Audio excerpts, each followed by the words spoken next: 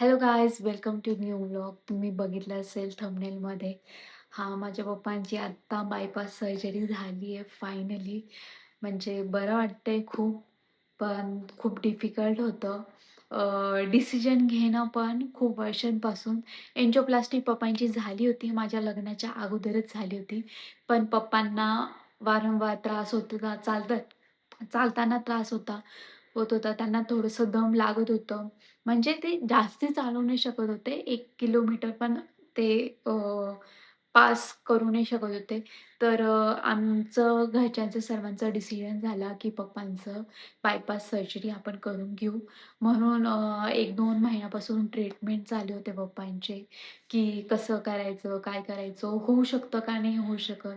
कारण की पप्पांची एज पण खूप झाली होती. तर हा डिसिजन घेणं म्हणजे खूप महत्त्वाचा पण होता आणि थोडासा रिस्की पण होता. पण बघा आमची जर्नी कशी आहे. Hello guys, hello guys, welcome to new vlog. आज मी खूप खुश आहे. आज येते माझी मम्मी. तर चला तर मग आता मम्मीला घ्यायला जाऊ.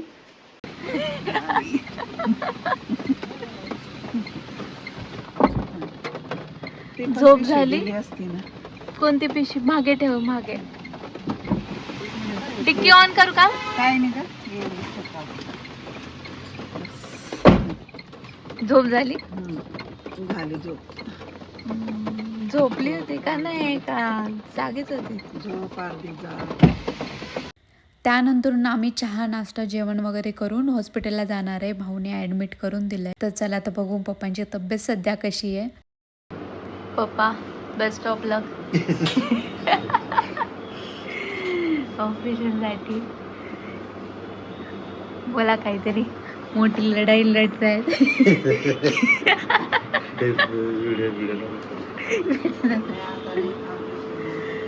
ऑपरेशन नंतर दादू काय करतोय? ऑपरेशन करण्यासाठी तर डॉक्टरांनी सांगितले सर्व हेअर्स रिमूव्ह करून टाकायला. तर पप्पांनी सर्व हेअर्स रिमूव्ह करून टाकले आणि आता आपण जाऊ घरी आणि उद्या पप्पांचं ऑपरेशन राहील. तर मम्मी पण आजच प्रवास करून आली आहे नंदुरबारवरनं. म्हटलं तू रिलॅक्स कर आज घरी आणि उद्या सकाळी सकाळी आम्ही येऊ. The next day.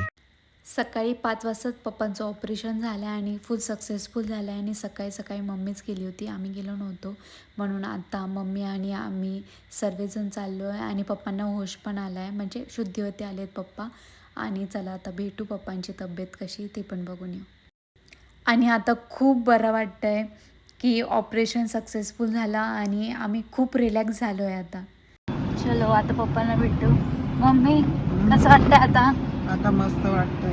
मस्त वाटतंय, रिलॅक्स वाटतंय. रिलॅक्स वाटतंय, टेन्शन फ्री झालं. पप्पांचं आयुष्य वाटतं. चला चला आता पप्पांना भेटू आपण. आता आम्ही पोहोचलो आहे पप्पांना भेटायला. तर जाऊ, उशीर झाला आहे पण आता बघू काय होतं काय नाही, कसं होत आहे. तर चल मग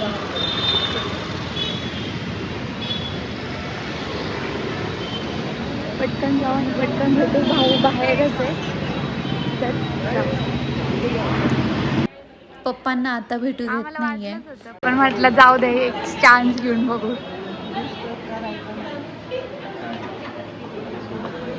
थोड्या वेळ पण नाही. हा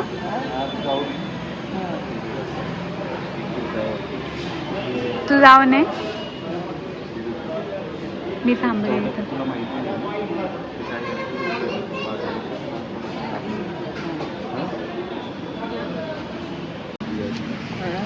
अरे टियागो आता ऑटोमॅटिक 4 लाखाला येते. आपण पण घेऊन टाकू, मम्मीला क्लास लावून देऊ. हा, पप्पांची काळजी घे. आम्ही चाललो. पप्पांची काळजी नसताना आले. आ पप्पांची काळजी मानली पुन्हा दिल्लीवर. मम्मीला भेटता नाही आलं. हे डायरेक्ट गेले होते माझे मिस्टर, तर ते भेटून आले. दादू भेटला. पप्पा कसे बरे? आज पप्पांना भेटता नाही आलं तर आम्ही उद्या सकाळी सकाळी 7 वाजता निघणार आहे. The next day. गाड्यांचा आवाज खूप होता म्हणून मला ते व्हॉईस घेता आलं नाही. पण आता आम्ही सकाळी सकाळी 6 वाजता निघालो आणि पप्पांचा 7 ते 8चा टायमिंग आहे भेटायचा. तर पटकन आता जाऊ आणि पप्पांना भेटू. आत्ता आम्ही पोचलो आहे आणि लगेच आपण वरती जाऊ आणि पप्पा कसे आहेत ते बघायला जाऊ. मध्ये मोबाईल अलाउड नाही आहे तर मी मोबाईल बाहेरच राहू देईल. मम्मी गेली आतमध्ये भेटायला. आता मी जाणार आहे भेटायला. किती वाटते मी जाते आता. चल मोबाईल घेतलेला आहे शेतीत आले बसले होते.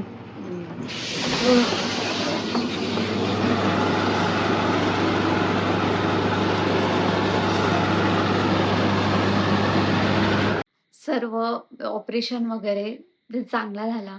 म्हणजे एंडला जेव्हा आम्ही पप्पांना भेटलो, सर्व ओके होतं. पप्पा छान बोलले आमच्याशी वगैरे.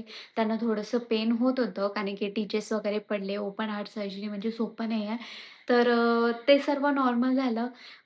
पहिला दिवस नॉर्मल गेला. दुसरा दिवस पण नॉर्मल गेला. पण संध्याकाळी जो झालं पप्पांचे हार्टबीट रेट वाढायला लागले आणि ते कंट्रोल म्हणजे अ, संध्याकाळी झालं, पण ते कंट्रोल केलं डॉक्टरांनी. परत सकाळी पप्पांचे हार्टबीट्स परत वाढले. म्हणजे असं होत होतं ना, की एवढं घाबरण्यात होतं. पप्पा खूप क्रिटिकल सिच्युएशनमध्ये गेले होते. पण हॅट्स ऑफ पप्पांना.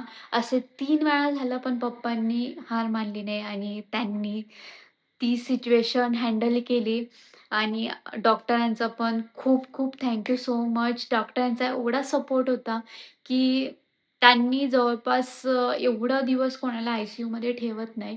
पण पप्पांना जवळपास 10 20 दिवस जसं अर्धा 1 महिन्याला फक्त 4-5च दिवस बाकी होते. तर त्यांना 25 दिवस आय-सी-यूमध्ये ठेवलं. पण पप्पा पूर्णपणे रिकव्हर झाले आणि आत्ता पप्पांना बरं वाटतंय. आत्ता चेकअपसाठी उद्या जाणारच आहे आम्ही चेकअपसाठी. तर म्हणून म्हटलं आत्ता ब्लॉग एंड करायचा वेळ आलाय आणि माझी कसं आहे पप्पांना एवढा त्रास होत होता आणि मला तेव्हा सुचत नव्हतं, की व्हिडिओ काढू अशी इच्छा पण होत नव्हती. म्हणून मी एवढे दिवस व्हिडिओज काढल्या नाही. पण आत्ता पप्पा एकदम फिट आहे आणि फायनल आहे. जर तुम्हाला माझ्या पप्पांचा व्हिडिओ पप्पांशी बोलताना व्हिडिओ बघायचा असेल, म्हणजे उद्या मी जाणारच आहे, तर आम्ही एक व्हिडिओ शूट पण करू. तर तुम्ही प्लीज सबस्क्राईब करा माझ्या चॅनलला आणि थँक यू सो मच एवढ्या सपोर्टसाठी. आणि आहेत कमी फॉलोअर्स, पण खूप जास्ती सपोर्ट आहे आणि खूप जणांना माझा व्हिडिओ आवडतो आणि लहान मुलांना पण माझा खूप व्हिडिओ आवडतो आणि थँक यू सो मच त्यांच्यासाठी.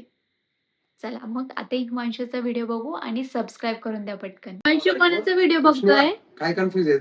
हिमांशू कोणाचा व्हिडिओ बघतोय? माऊचा आवडतो तुला? ओ मोठे पप्पा, दीदी, दाजी आणि भाऊन ते सर्व आले होते आणि त्यात हिमांशू पण आला होता. तो आल्याला म्हणतो मला माऊचा व्हिडिओ लाव. वेदू आला बघ वेदू. हिमांशू नाहीये. ही एवढे सर्व गोधडी टाकून